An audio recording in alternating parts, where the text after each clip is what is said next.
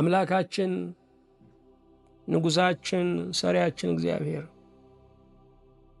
ከብዙ ዘመን በፊት እችን ቀን ለኛ አስተዋልካት። ጆሮዎቻችን እነዚህን የተከበሩ ቃላት እንዲሰሙ አስቀድመ ፈርደህ ነበረ። እቺ ቀን ካንተ ጋር እንተያይባት ዘንድ የዘመን ሚዛን የዕድሜ መለኪያ ሁና ተሰጥታን ነበረ። ስላየህልን ቀን ልባዊ ምስጋና በእውነት እናቀርብልሃለን። ለእኛ ያዘጋጀኸው መልካም ነው፣ የቀጠርክልንም ቀን ቡሩክ ነው። ጌታ ሆይ የእውነት ዳኛችን አንተው ነህ።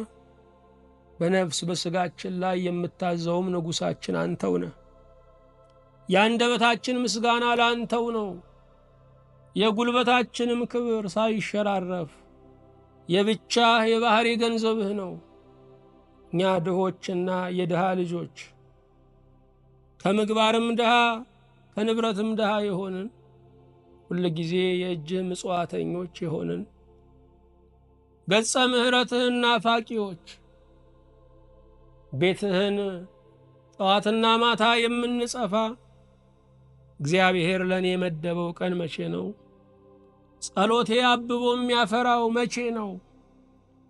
እኔም እንደ ሰው የምቆመው ከጻድቃን ማኅበር የምደመረው እንዴት ነው እያልን ለምናመነታ ሙሉ መልሳችን ስለሆንክ ልባዊ ምስጋና በእውነት እናቀርብልሃለን። ቅዱስ ጌታችን ሆይ ልባችንን በጸጋህ ቃል እንድትደግፍ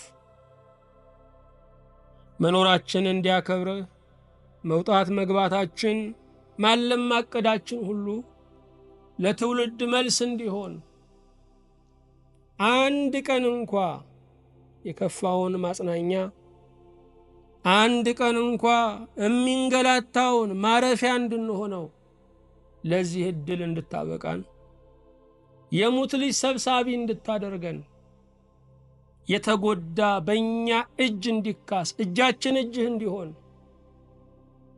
እግራችን እግርህ እንዲሆን ወደ ተጠቁት ወደ ታሰሩት ወደ ተገፉት እምንደርስብህ እንዲሆን በሚያልፍ ዓለም የማያልፈውን ሰርተን ወደ አንተ እንድንመጣ ጌታ ሆይ ለዚህ ልቡና ለዚህ ተግባር እንድታበቃን እንማጸንሃለን። ጌታ እግዚአብሔር ሆይ ሰለጠንኩ የሚለው ዓለም እንኳ ሃይማኖት አያስፈልገኝም የሚለው ዓለም እንኳ ለበጎነት ጊዜ መድቦ የታመሙትን አረጋውያንን ሕፃናትን ሲደግፉ እናያለን። እኛ ሕማኞች ግን መክነን ቁጭ ብለናል።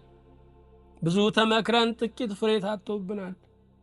አቤቱ በሕይወት ዘመናችን ሁሉ የኀጢአተኞች የደካሞች ዓለም እንደ ውራጅ ጨርቅ የጣለቻቸው የነሱ አለኝታዎች እንድታደርገን የወደቀው በእኛ እንዲነሳ የደከመው በእኛ እንዲበረታ ጸጋ በእኛ ላይ እንዲሠራ አቤቱን እንማጸንሃለን። በረከተ አብ በረከተ ወልድ በረከተ መንፈስ ቅዱስህን አቤቱ አሳድርብን። ለሰማነው ቃል ታማኝ እንድንሆን የሚያበረታ መንፈስህን የሚያግዝ ጸጋህን ከጸባኦት ላክልን።